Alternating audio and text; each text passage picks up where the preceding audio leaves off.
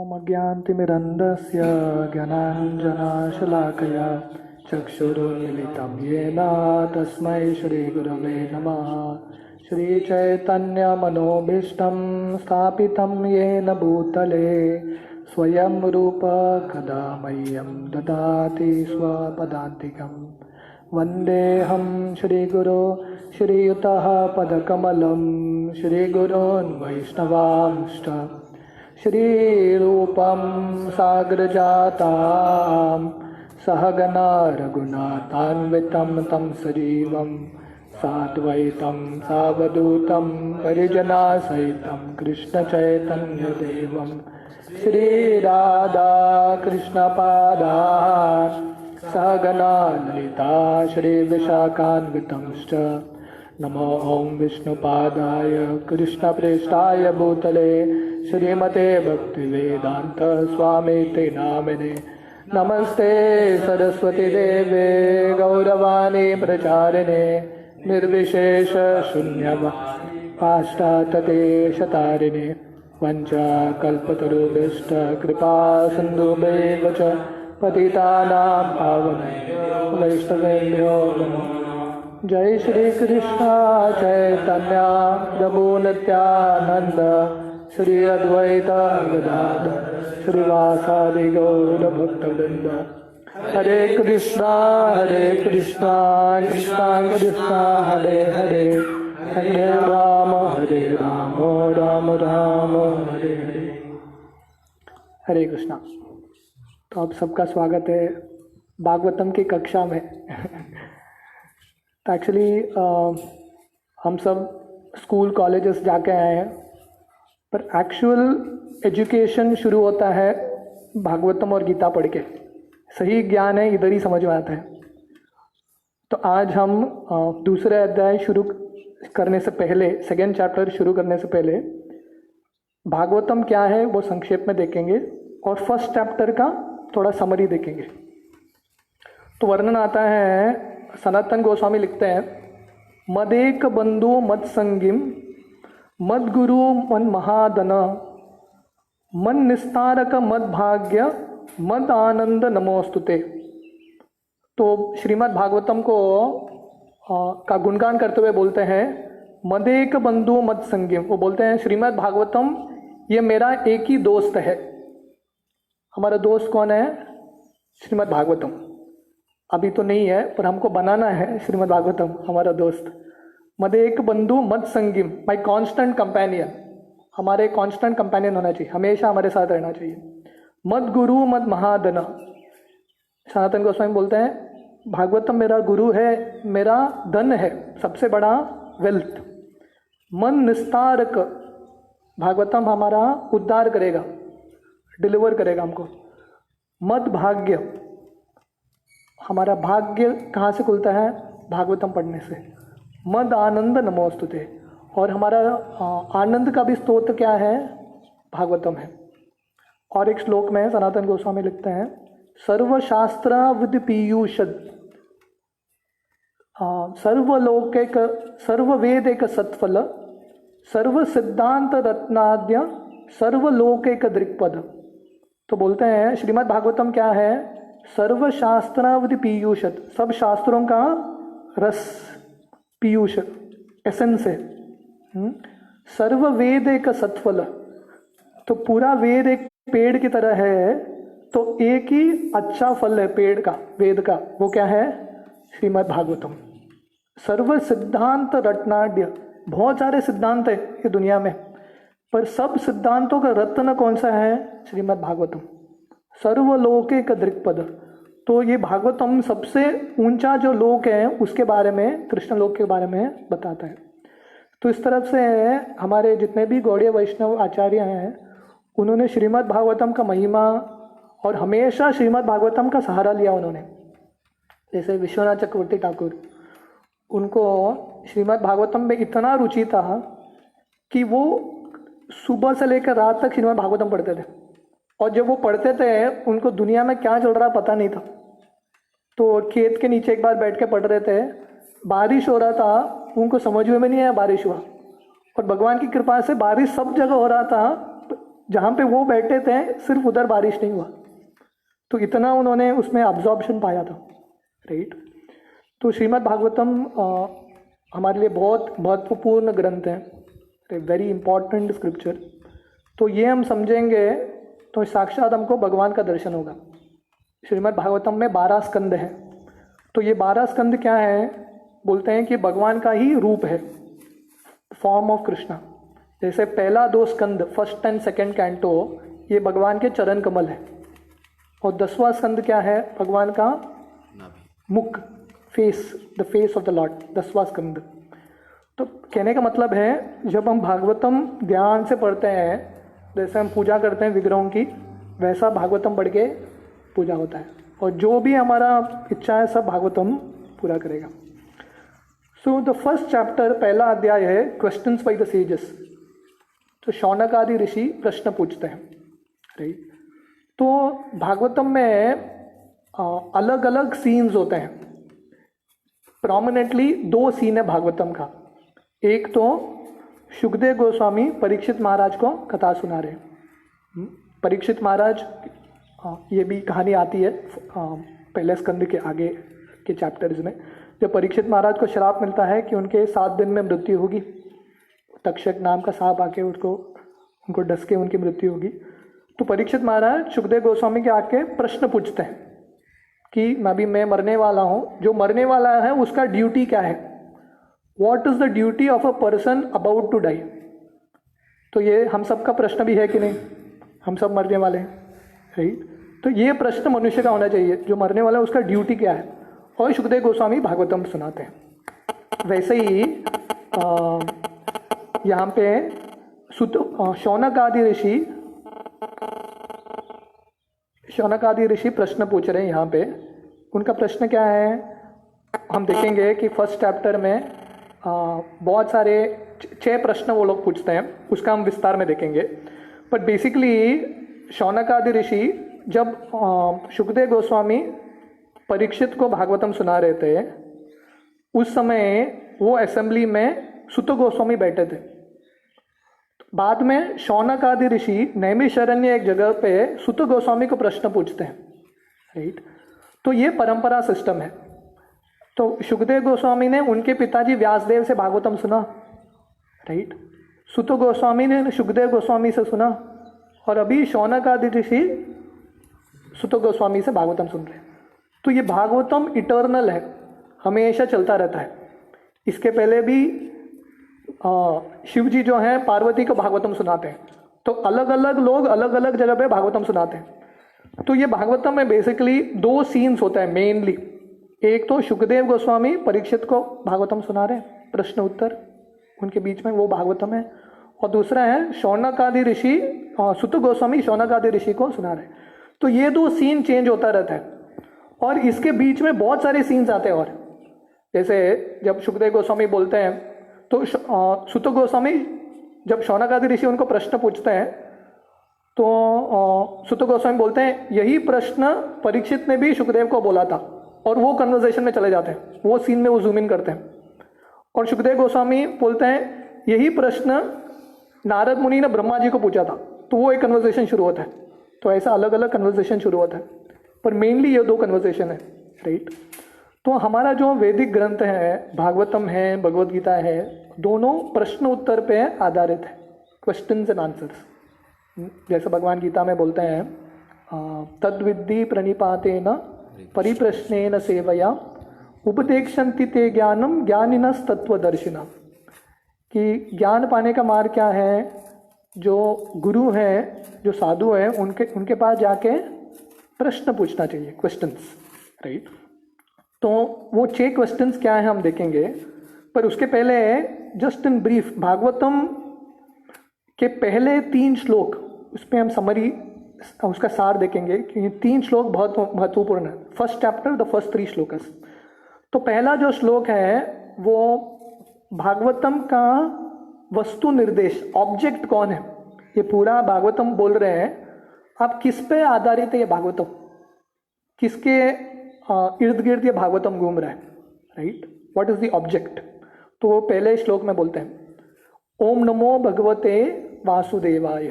तो ये भागवतम किसके ऊपर है? पहले लाइन में ही आता है। ये भागवतम किसके ऊपर लिखा है? वासुदेव कृष्ण, कृष्ण के ऊपर। और कृष्ण कौन है? भगवान। ओम नमो भगवते वासुदेवाय, राइट। तो ऐसा लगेगा कि कृष्ण साधारण व्यक्ति हैं, उनके भी माता पिता थे, हमारे भी माता पिता हैं, तो फर्क क्या है? नहीं, फर्क है कि वो पूर्ण पुरुषोत्तम भगवान है। ठीक है, तो भगवान हैं वो, पर करते क्या है वो, उनका कार्य क्या है? तो पहला श्लोक सार में समझाता है, विस्तार में पूरा भागवतम समझाता है, पर पहले श्लोक में वर्णन आता है जन्मादि यस्य यतो।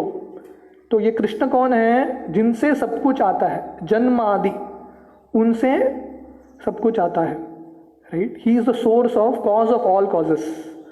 अन्वयाद इतरश्चार्तेषु अभिज्ञ, मतलब क्या है कि भगवान जितना भी सृष्टि है सब जगह उनका दृष्टि है, उनको पता है क्या हो रहा है, डायरेक्टली एंड इनडायरेक्टली कॉन्शियस। उनको पूरे दुनिया में, भौतिक संसार में और आध्यात्मिक संसार में क्या चल रहा है सब कुछ पता है, ऑल नोइंग। स्वराट, तो भगवान का तीसरा गुण है कि वो फुल्ली इंडिपेंडेंट है, स्वराट है, कोई उनको कंट्रोल नहीं कर सकता। तेने ब्रह्म हृदया आदि कवये, तो यही भगवान कृष्ण वासुदेव, उन्होंने ब्रह्मा के हृदय में वैदिक ग्रंथों का ज्ञान दिया है।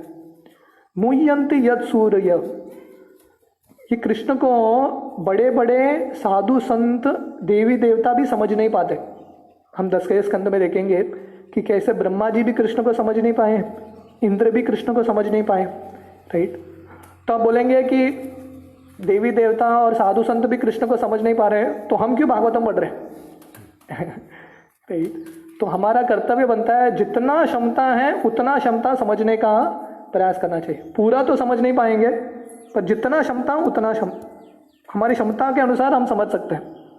जैसे एक पंछी होता है, आसमान में कितना तक उड़ सकता है? आसमान तो बहुत बड़ा है, कितना तक उड़ सकता है? उसका जितना कैपेसिटी है उतना उड़ेगा। जैसे ईगल होते हैं, बहुत ऊपर उड़ते हैं, और पिजन थोड़ा नीचे उड़ता है। तो हम सबका कर्तव्य है कि हमारे जितना बुद्धि है उसके अनुसार प्रयास करके भगवान को समझ पाना। एक बार प्रभुपाद के एक शिष्य ने प्रभुपाद को पूछा था, तो प्रभुपाद बोले कि भगवान को कोई समझ नहीं सकता।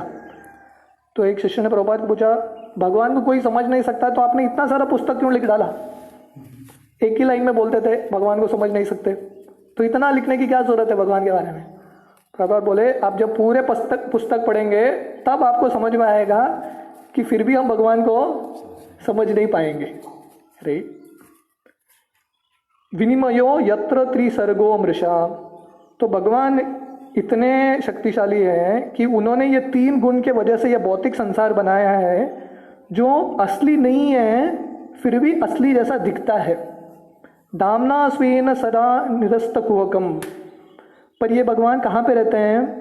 ये सब जगह है, सब जगह व्याप्त हैं, फिर भी भगवान उनके खुद के धाम में रहते हैं। सत्यम परम धीमहि, तो ऐसे परम सत्य को मैं ध्यान करता हूँ। तो ये भागवतम का फर्स्ट श्लोक है, डेफिनेशन ऑफ द एब्सोल्यूट। भगवान कौन है और ये भागवतम का उद्देश्य क्या है, ऑब्जेक्ट क्या है, वो बताता है। तो दूसरे श्लोक में ग्लोरीज ऑफ भागवतम, भागवतम हमको क्यों पढ़ना चाहिए? कुछ भी हम जिंदगी में जब तक हमारे लिए कुछ समझ में नहीं आता, वाई शुड आई रीड, मेरे लिए क्या है, तब तक हम पढ़ेंगे नहीं। तो इसलिए भागवतम क्या है, क्यों पढ़ना चाहिए, दूसरा श्लोक समझाता है। धर्म प्रोजित कैतवो, मतलब ये जो भागवतम है, बाकी रिलीजन, बाकी ग्रंथों से भागवतम स्पेशल कैसा है? बाकी ग्रंथों में, बाकी वैदिक ग्रंथों में भी धर्म अर्थ काम मोक्ष का वर्णन आता है।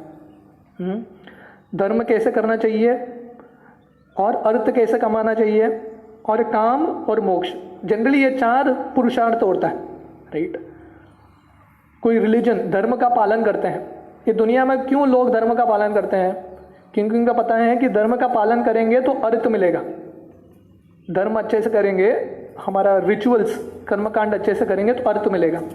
अर्थ क्यों चाहिए? क्योंकि काम वासना है, उसके लिए पैसा चाहिए।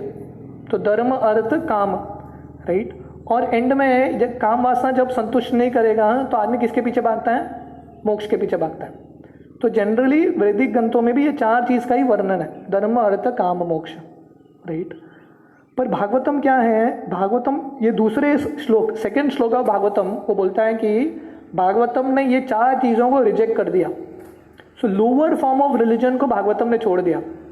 तो भागवतम क्या बोल रहे हैं, सबसे उच्च कोटि जो धर्म है उसके बारे में समझाता है, right, the highest form of religion, right, परमो, so it is the highest, धर्म प्रोजित कैतवत्र परमो, so it's the highest form of religion. और ये कौन समझ सकता है भागवतम, निर्मत्सराणाम सताम वेद्यम, तो कौन समझ सकता है, जिसके, जो भक्त जिसके हृदय में ईर्ष्या नहीं है, निर्मत्सर नहीं है, मत्सर नहीं है, वही समझ सकता है भागवतम को। वास्तव वस्तु शिवदम, तो भागवतम क्या है, वास्तवम वस्तु है। कि दुनिया में हम सब वस्तु के पीछे लगे हैं, कुछ चीज़ के पीछे लगे हैं, पर ये दुनिया का जो वस्तु है वो वास्तव नहीं है। हमको लगता है कि रियल है, सत्य है, पर वो सत्य नहीं है क्योंकि निकल जाता है हाथ से। पर भागवतम किसके बारे में समझाता है, वास्तवम वस्तु, जो वस्तु सही में सत्य है, शिवदम। और ऐसा भागवतम पढ़ के हम सबकी जिंदगी में कल्याण होगा। तापन त्रयो मूलनम, और इस तरह से हमारे जो ताप त्रय है, 3 तरह के ताप है, आध्यात्मिक, अधिभौतिक, अधिदैविक ताप, जो क्लेश है उससे मुक्ति पाएंगे, राइट। तो ये भागवतम किसने लिखा है, महामुनि कृते, व्यासदेव ने लिखा है। और वो भी कौन से व्यासदेव ने, जो व्यासदेव पूरी तरह से परिपक्व हो गए हैं। तो व्यासदेव ने भागवतम, वेद लिखे, महाभारत लिखे, सब कुछ लिख दिया व्यासदेव ने, पर ये सब लिख के भी वो संतुष्ट नहीं हुए। वो हम कहानी देखेंगे आगे भागवतम में, तो संतुष्ट नहीं हुए। तब नारद मुनि, उनके गुरु, आके उनको बोलते हैं, आपने जो असली चीज़ है वो लिखा नहीं, बाकी सब लिख लिया पर असली चीज़ लिखा नहीं। इसलिए वो ये भागवतम लिखते हैं, महामुनि कृते। ये भागवतम व्यासदेव लिखते हैं कब, जब वो पूरे परिपक्व हो गए, मैच्योर स्टेज में, राइट। और ये Bhagavatam is enough for God realization, किम वा परेर, तो और कुछ किसी ग्रंथ की जरूरत नहीं है। ये हम भागवतम समझेंगे तो और किसी ग्रंथ की जरूरत नहीं, इसके ऊपर और कुछ नहीं चाहिए। तो भक्तिसिद्धांत सरस्वती बोलते थे, दुनिया का पूरा लाइब्रेरी जल गया, सब दुनिया के लाइब्रेरी जल गए, पर भागवतम, गीता और चैतन्य चरितामृत रह गया तो दुनिया में कुछ नुकसान नहीं होगा, नथिंग इज लॉस्ट, राइट। तो ये ग्रंथ हम समझेंगे तो सब कुछ हो जाएगा। तो ये भागवतम से क्या होता है पढ़ने से, what happens by reading Bhagavatam, ईश्वरो सद्य हृदय अवरुध्यते। भागवतम पढ़ने से हमारे हृदय में भगवान उपस्थित हो जाएंगे, the Lord is establish with in the heart. कब, तुरंत भगवान हमारे हृदय में का अनुभूति होगा, भगवान का हमारे हृदय में। हाँ, पर कैसे हमको भागवतम पढ़ना चाहिए, कृत्रभी शुश्रभी तत्क्षणात्, तुरंत हो जाएगा भगवान का अनुभूति। पर हमको कैसा पढ़ना चाहिए, attentively and submissively here Bhagavatam. तो ध्यान से, जैसे हम विग्रहों की पूजा करते हैं, विग्रहों की पूजा कैसे करते हैं, ध्यान से करते हैं, नहीं। आरती करते हुए हम साइड में मोबाइल नहीं देखते, राइट। जब आरती कर रहे हैं बहुत ध्यान से हम आरती करते हैं। तो वैसे ही भागवतम क्या है, हमारी बुद्धि से भगवान की पूजा करना है। तो जब कोई ध्यान से पढ़ेगा और सबमिसिवली, बहुत नम्रता से सुनेगा, तो ऐसे व्यक्ति के हृदय में भगवान की अनुभूति तुरंत हो जाएगी, राइट। और तीसरे श्लोक में वर्णन आता है कि ये भागवतम पढ़ने से हमको जो रस ढूंढ रहे हैं वो सब रस का अनुभूति भागवतम देगा हमको। तो ये दुनिया में अल्टीमेटली हम सब रस ढूंढ रहे हैं, प्लेजर। जैसे हर एक फल का एक रस होता है, टेस्ट होता है, राइट। तो ऐसे हम हर एक संबंध में जो भी हम करते हैं दुनिया में रस ढूंढते हैं, मज़ा है कि नहीं। ये दुनिया में कुछ चीज़ करते हैं जिसमें मज़ा नहीं आता, वो चीज़ करते हैं कि हम कभी नहीं करेंगे।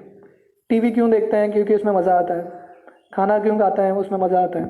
तो हम ये मज़े के पीछे लगे, रस के पीछे लगे। पर ये जो भागवतम है, जो भी हम रस ढूंढ रहे हैं वो पूरा भरा है। इसलिए वर्णन आता है, निगम कल्पतरोर गलितम फलम। तो ये भागवतम क्या है, जैसे मैं बोल रहा था, अगर वेद एक पूरे एक पेड़ की तरह है तो भागवतम क्या है? गलितम फलम, फल है जो पूरा पक गया है, फुल्ली राइपन्ड, मतलब और लेके केमिकल डाल के पकाने की जरूरत नहीं है, ऑलरेडी पक गया है, राइट, फुल्ली राइपन्ड फ्रूट, और पक गया है, बहुत स्वादिष्ट है। इतना ही नहीं, शुकमुखाद अमृत द्रव्य संयुतम, और क्योंकि शुकदेव गोस्वामी ने ये भागवतम बोला है, ये और स्वादिष्ट हो गया। जैसे फल ऑलरेडी पका हुआ रहता है, पर जब तोता शुक आके उसको खाता है तो और वो टेस्टी बन जाता है। तो ये, और सुखदेव गोस्वामी से बहुत सारे लोगों ने भागवतम बोला है पहले, पर सुखदेव गोस्वामी का भागवतम बहुत स्पेशल है, क्योंकि जब सुखदेव गोस्वामी बोलते हैं तब ये भागवतम एक्चुअली टेस्टी बनता है। तो एक्चुअली सुखदेव गोस्वामी कौन है? बोला जाता है कि सुखदेव गोस्वामी राधा रानी के तोते हैं, पैरट हैं, राइट। तो वो जब भागवतम बोलते हैं उसका रस अलग ही है। तो इसलिए भागवतम इनवाइट कर रहा है, हमको इनविटेशन दे रहा है, किसके लिए? आके ये भागवतम पियो। पिबतम भागवतम रसमालयम मुहुरहो रसिका भुवि भावुका। बोलते हैं आप लोगों ने इतना रस चखा है, आम रस, अलग अलग रस चखा है, थोड़ा ये भागवत का भी रस चख के देख लो, राइट। पिबत भागवतम, तो ये भागवतम कहाँ से पीना है? कान से पीना है। रसमालयम, ये पूरा भंडार है रस का, राइट। तो बोलते हैं जो बुद्धिमान व्यक्ति है, मुहुरहो रसिका भुवि भावुका, जो बुद्धिमान व्यक्ति है वो भागवतम में रस ढूंढेगा, राइट, विल फाइंड टेस्ट इन भागवतम। तो जैसा मैं बोल रहा था, शौनकादि ऋषि नैमिषारण्य में एक बार भागवतम के पहले अध्याय में वर्णन आता है कि एक तपस्या करते हैं, एक यज्ञ अरेंज करते हैं, 1000 साल का यज्ञ। क्यों? क्योंकि उनको पता था कि कलयुग आने वाले हैं, राइट। तो अभी कलयुग में इतना सारा कष्ट होगा, तो कष्ट का निवारण तो कुछ करना चाहिए। तो ये भक्त होता है, भक्त क्या है? पर दुख दुखी, दूसरों का दुख देख के उसको दर्द होता है, उसको लगता है मुझे कुछ कष्ट करना चाहिए, मैं सुखी हूँ क्योंकि मेरे पास कृष्ण है, पर बाकी लोग दुखी हैं, इसलिए मैं ये यज्ञ करूँगा ताकि सबको बेनिफिट मिले। ठीक है, आप बोलेंगे वो लोग 1000 साल का यज्ञ कर रहे हैं, पर नैमिषारण्य क्यों चुना उन्होंने? क्योंकि बोला जाता है कि नैमिषारण्य जो है वो पूरा ब्रह्मांड का सेंटर पॉइंट नैमिषारण्य है, right. The centre point of this entire universe, ब्रह्मांड का सेंटर पॉइंट अभी नैमिषारण्य है। तो अभी भी आप लोग नैमिषारण्य जाएंगे, नैमिषारण्य अभी लखनऊ के पास होता है। तो नैमिषारण्य में एक व्हील है, एक छोटा सा तालाब है। वो बोलते हैं कि वो तालाब का जो गहराई है पूरे ब्रह्मांड के नीचे तक जाता है, राइट। तो उन्होंने वो नैमिषारण्य क्यों चुना? क्योंकि सेंटर पॉइंट में जो करेंगे उसका जो फल है पूरे ब्रह्मांड को फैलता है। तो उन्होंने चुना भी, जगह भी चुना, तो ऐसे ही नहीं चुना, ध्यान से सुना। जैसे कुरुक्षेत्र युद्ध हुआ, महाभारत युद्ध होना था, कुरुक्षेत्र क्यों चुना? लड़ाई करने के लिए। गोवा चुन सकता था ना, कुरुक्षेत्र क्यों चुना लड़ाई करने के लिए? क्योंकि कुरुक्षेत्र पुण्य भूमि है, धर्म क्षेत्र है कुरुक्षेत्र, और कुरुक्षेत्र में वो इतना पुण्य भूमि है कि उधर जो भी मरेगा उसको सीधा स्वर्ग मिलेगा। तो इसलिए कुरुक्षेत्र सुना कि दोनों साइड पे कोई भी मरने दो, मरने ही वाले युद्ध है, पर मरने में भी लोगों का भलाई होने दो, इसलिए उन्होंने कुरुक्षेत्र चुना। तो कहने का मतलब है सेंसिटिविटी, मतलब छोटे चीज़ों में कितना ध्यान होता है दूसरों के कल्याण के लिए, राइट। तो वैसे ही ये सब शौनक आदि ऋषि नैमिषारण्य में बैठ के वो यज्ञ कर रहे, 1000 साल का यज्ञ। और ये यज्ञ क्या है? यज्ञ में आहुति नहीं है, यज्ञ कुंड नहीं है, ये यज्ञ बैठ के वो भागवतम सुन रहे हैं सुत गोस्वामी से। तो हाईएस्ट यज्ञ क्या है? कानों के माध्यम से कृष्ण कथा सुनना, right, this is the highest यज्ञ, राइट। और वो प्रश्न पूछते हैं कि कलयुग के जितने सारे लोग आने वाले हैं, कलयुग के बहुत स्पेशल कैंडिडेट्स, राइट, उन लोगों के लिए उन लोगों का उद्धार कैसा होगा, राइट। उन लोगों की जिंदगी इतना कष्ट होने वाला है, so what is the solution, right. तो वो और ये पहले अध्याय में वो 6 प्रश्न पूछते हैं, सुत गोस्वामी को. So that is the first chapter, right. 23 versus है फर्स्ट चैप्टर में. ये 6 प्रश्न आता है. उनके 6 प्रश्न क्या हैं? पहला प्रश्न, what is the absolute and ultimate good for the people in general. तो उनका पहला प्रश्न है, लोगों के लिए सबसे बड़ा मंगलमयी कार्य क्या है. हाँ, मंगलमयी भद्रमयी कार्य क्या है जिससे लोगों का उद्धार हो सके, राइट. सेकंड, दूसरा प्रश्न है, what is explain the essence of all scriptures for the good of all living beings. सुत गोस्वामी, कृपा करके आप सब शास्त्रों के सार समझा दीजिए कलयुग के लोगों के लिए, जिससे उनका भला हो. सार क्यों समझना है? क्योंकि कलयुग के लोगों के लिए पास टाइम नहीं है, राइट. पहले 100 साल का जिंदगी है, वो भी घटता जाता है. उसमें से 10 घंटा काम करना पड़ता है, 2 घंटा इंटरनेट मोबाइल देखना पड़ता है, राइट. बाकी 2 घंटा गप्पे टीवी देखना पड़ता है. तो इतना सब करके कौन सा शास्त्र खोलेगा? आप उसको कलयुग के लोगों का बोलेंगे वेद पढ़ के ढूंढ लो सार, मतलब करोड़ों लोग में से एक भी व्यक्ति खोलेगा नहीं. वो भी खोलेगा तो बंद कर देगा वेद को, राइट. तो कलयुग के लोगों के पास टाइम नहीं है. एसेंस बता दो, सार बता दो, ढूंढ के प्रयास नहीं कर सकते, राइट. जब चैतन्य महाप्रभु जब प्रकाशानंद सरस्वती को मिलते हैं, प्रकाशानंद सरस्वती उस समय के बहुत बड़े मायावादी सन्यासी थे. तो प्रकाशानंद उस समय के जो मायावाद सन्यासी थे, वो लोग सन्यास लेते थे क्योंकि उनको लगता था कि सन्यास लेना मतलब जो सबसे बुद्धिमान व्यक्ति वो सन्यास लेता है, क्योंकि सबसे बुद्धिमान व्यक्ति वेद समझ पाता है. तो वेद पढ़ते रहते हैं, वो लोग ज्ञानी है. तो चैतन्य महाप्रभु ने सन्यास लिया था, पर चैतन्य महाप्रभु वेद पढ़ते नहीं थे, वो निर्मट कीर्तन करते रहते थे. तो प्रकाशानंद सरस्वती ने चैतन्य महाप्रभु का पूछा, आपने भी सन्यास लिया भारतीय संप्रदाय में, केशव भारती से, राइट. पर आप क्यों ऐसा पागल की तरह नृत्य कर रहे हैं? आप भी थोड़ा वेद बैठ के पढ़ो, हमारे साथ तर्क वितर्क करो. तो चैतन्य महाप्रभु बोले, नहीं, मैं मेरे गुरु के पास गया था, ईश्वरीपुरी के पास, तो उन्होंने बताया कि तू मूर्ख है, तू वेद समझ नहीं पाएगा, राइट.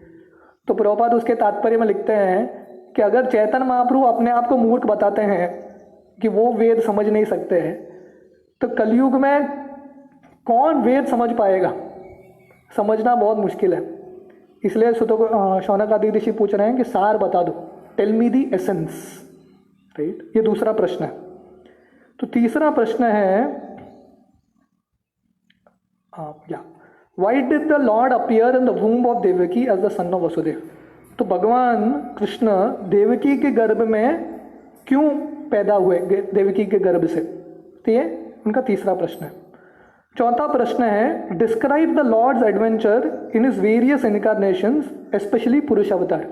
मतलब भगवान के लीलाओं के बारे में बताइए, स्पेशली जो भौतिक सृष्टि. तो भगवान के 2 लीला होते हैं, एक तो उनके भक्तों के साथ लीला होता है, दूसरा जो भौतिक सृष्टि का संवार करना, मेंटेनेंस, पालन करना, राइट, उसका लीला होता है, क्रिएशन, मेंटेनेंस, डिस्ट्रक्शन.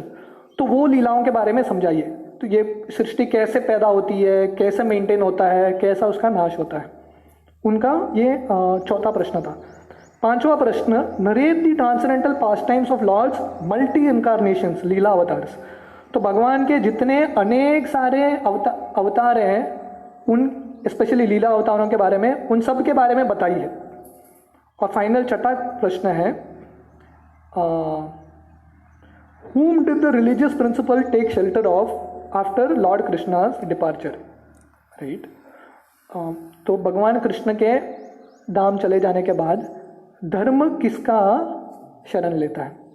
तो इस तरफ से वो 6 प्रश्न पूछते हैं, और बाद में सुत गोस्वामी दूसरे अध्याय से उसका उत्तर देना शुरू करते हैं, the answers to these questions, right. तो थोड़ा बहुत ये अध्याय में देते हैं और ये कंटिन्यू होता रहता है. तो भागवतम क्या है, एक लिंक से दूसरा लिंक चलता रहता है, राइट. तो कभी कभी ये भागवतम पढ़ते पढ़ते हमको समझ में, हम भूल जाते हैं कि कहाँ से कौन सा लिंक शुरू हुआ था, अलग अलग सीन्स चेंज होता रहता है, राइट. सो इस तरफ से in this way the second chapter starts. तो दूसरे अध्याय का शीर्षक है डिविनिटी एंड डिवाइन सर्विस. तो ये दूसरे अध्याय में स्पेशली भक्ति के बारे में बहुत महत्वपूर्ण श्लोकास हैं, राइट. तो इनफैक्ट फर्स्ट कैंटो जो है, पूरा भागवतम बहुत इंपॉर्टेंट है बट फर्स्ट कैंटो बहुत इंपॉर्टेंट है, राइट? क्योंकि इसमें जो बेसिक चीज़ हैं बहुत अच्छे से समझाया गया है, और स्पेशली इस्कॉन डिवोटीज के लिए, क्योंकि प्रभुपाद ने फर्स्ट कैंटो में उनका पूरा हृदय डाल के ट्रांसलेट किया। प्रभुपाद ने फर्स्ट कैंटो कहाँ पे लिखा है? वृंदावन में राधा दामोदर मंदिर में रूप गोस्वामी के समाधि के पास बैठ के लिखा है, राइट? तो जैसे मैं बोल रहा था, नैमिषारण्य पूरे ब्रह्मांड का केंद्र है। राधा दामोदर मंदिर जो है जहाँ पे प्रभुपाद रुक के ये लिखा था, वो वृंदावन एक कमल की तरह है और वो केंद्र राधा दामोदर मंदिर है। सो स्पिरिचुअल वर्ल्ड का केंद्र राधा दामोदर मंदिर है, और रूप गोस्वामी के समाधि के पास बैठ के प्रभुपाद ने भागवतम लिखा। और जो फर्स्ट कैंटो लिखा प्रभुपाद को ये पता नहीं था, क्योंकि ऑलरेडी उम्र हो चुका था उनका, तो प्रभुपाद को पता नहीं था कि बाकी स्कंद लिखने के लिए मेरे पास, मैं जीवित रहूँगा नहीं रहूँगा, समय रहेगा कि नहीं, पता नहीं। तो इसलिए जो भी प्रभुपाद ने बोलना था सब कुछ फर्स्ट कैंटो में ही बोल दिया प्रभुपाद ने, एवरीथिंग इन फर्स्ट कैंटो। तो स्पेशली प्रभुपाद के जो परपोर्ट्स हैं, भक्ति वेदांत परपोर्ट्स, तो प्रभुपाद बहुत बार बोलते थे, दिस आर माई डिवोशनल एक्सटेसिस। तो मेरे जो अनुभूति है कृष्ण के प्रति, जो प्रेम है, आकर्षण है, वो सब कहाँ पे मिलेंगे? मेरे ट्रांसलेशन परपोर्ट्स में, राइट? तो जैसे हम ये दूसरा अध्याय पढ़ेंगे तो हम श्लोक भी देखेंगे, और उसके साथ साथ प्रभुपाद के परपोर्ट्स हम बहुत ध्यान से पढ़ेंगे, क्योंकि प्रभुपाद के परपोर्ट के हर एक लाइन में बहुत सारे विजडम है, बहुत सालों का साक्षात्कार है, उनकी जो कृष्ण के प्रति अनुभूति है। एक बार शिला प्रभुपाद, जब एक पत्रिका रिपोर्टर से प्रभुपाद का डिस्कशन हो रहा था और थोड़े डिसाइपल्स बैठे थे, तो एक वो रिपोर्टर ने प्रभुपाद को पूछा, आप ये पुस्तक कैसे लिखते हैं? तो प्रभुपाद बोले, मैं नहीं लिखता नहीं हूँ, कृष्ण आके मुझे डिक्टेट करता है, मैं लिखता हूँ। तो रिपोर्टर के समझ में नहीं आया, कृष्ण आके डिक्टेट करते हैं, मैं लिखता हूँ। तो उसने फिर से पूछा, आप ये पुस्तक कैसे लिखते हैं, प्रेरणा कहाँ से मिलता है? प्रभुपाद बोले, मुझे प्रेरणा में कुछ नहीं, कृष्ण आके मुझे डिक्टेट करता है, मैं लिखता हूँ, राइट? प्रभुपाद को ये पूरा विश्वास था कि कृष्ण आके स्वयं प्रभुपाद को शब्द दे रहे थे लिखने के लिए, नहीं तो इतना to write so many books is not possible, इतना सारा पुस्तक लिखना इम्पॉसिबल है, राइट? और ये सब पुस्तक पढ़ के कितने लोगों का हृदय परिवर्तन हुआ है, राइट? तो इसलिए प्रभुपाद साधारण व्यक्ति नहीं थे, और प्रभुपाद के जितने भी ट्रांसलेशन परपोर्ट से हैं ये साधारण नहीं है, ये एक एक लाइन जो है हमारे पूरे हृदय को परिवर्तन कर सकता है। तो वी विल स्लोली, हम भागेंगे नहीं सेकेंड चैप्टर में, हमको कुछ खत्म रेस नहीं करना है, खत्म कुछ नहीं करना है, क्योंकि भागवतम अनलिमिटेड है। जैसे कृष्ण अनलिमिटेड है वैसे भागवतम भी अनलिमिटेड है, कभी खत्म नहीं हो सकता है।